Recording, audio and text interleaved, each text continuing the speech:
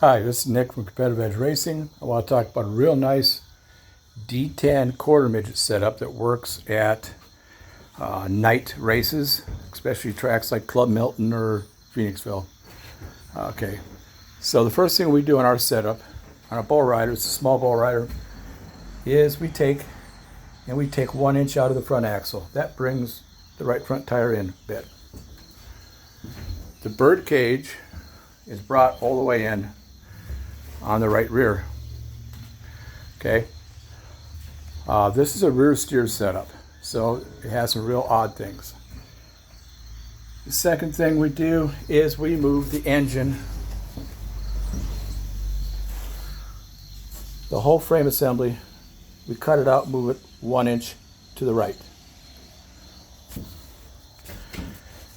The rear axle is not squared up. It has, with the car sitting on a flat surface, it has 100 thousandths rear steer at this point inside the frame rails, has 125 thousandths or an eighth inch on setup blocks, rear steer.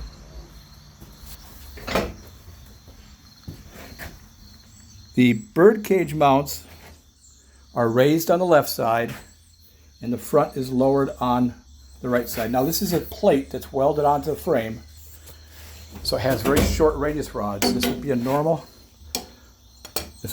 radius rod for a bull rider, and we run very short radius rods. Also, the radius rods extend way out, which keeps them almost straight. So there's a purpose to this.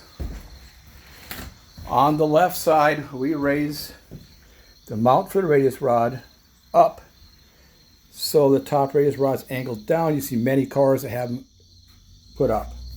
So what this does is a normal bull rider or storm or quarter midget chassis, when the right rear is compressing, it puts roll steer into it. This setup takes roll steer out of it. So we put rear steer in the car. When you get to the track and it compresses the right rear at the apex, it takes the roll steer out and you got very good drive, mostly off the right tire, off the corner. Okay, the left front shock is a 3-1. It's an easy up. The right rear shock is a 2-4 and it has a softer spring. It's a tie down. Not a big tie down, but it's a tie down. The shock mounts on the left side of the car are raised up. So the shock mounts are raised up for a reason. You can do this with the connections on the shock, or you can change the location, whatever it takes. But I want the shock to travel. I don't want it to just come up and start pulling the tires off the ground. I want it to travel like a stadium truck on this setup, okay? The weight percentages are very different.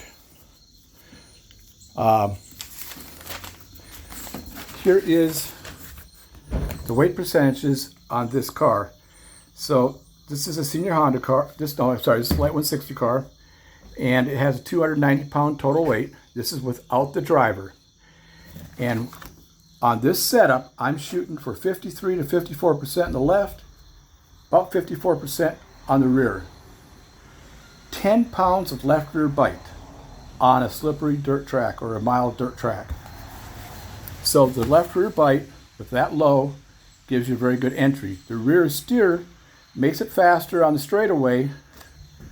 All the changes to the radius rods, the rear axle, the rear engine mounting, the tie down, the easy up, the bar angle, the shorter rods, takes the rear steer out and makes it plant coming off corner. You would think with only 54% in the rear you wouldn't get off the corner, but it comes off the corner very, very good. This is an accumulation of 3 years of working on this. Take it for what it is. Don't use it if you don't want to. But if you're racing at Club Milton and you want the same package that I have in Jasper's car, this is what we run. Be free to talk to me. We got 3 more races left, and that's it pretty much for the year. 3 or 4 more races left, whatever it is. Anyway, I would like to see someone continue with this setup. This is a lot of work, but it's doable.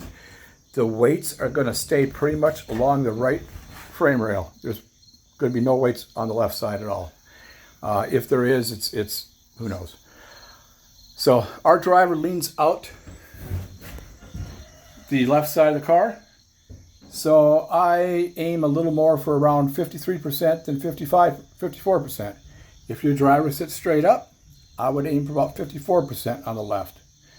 A normal setup is going to be 56 to 57%. Same on the rear. You're going to see left rear bite numbers from 20 to 25 pounds, up to 30 pounds on the left rear. We run 10 without the driver. Our driver can't sit still long enough, and he's never around when I scale the car. I scale it often. When the track is very slippery, I move the axles over so we have more bite in the right side. I also make adjustments to change the rear steer for that setup and the cross weights. And I do it all on one bar and one shock. That way I can simply put it back when the track is faster.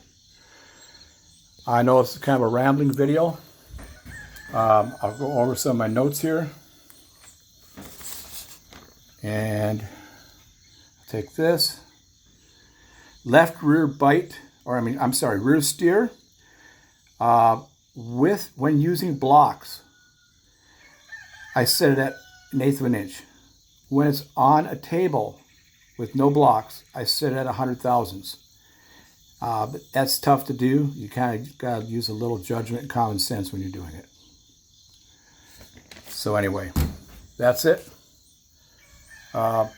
See you guys at Milton.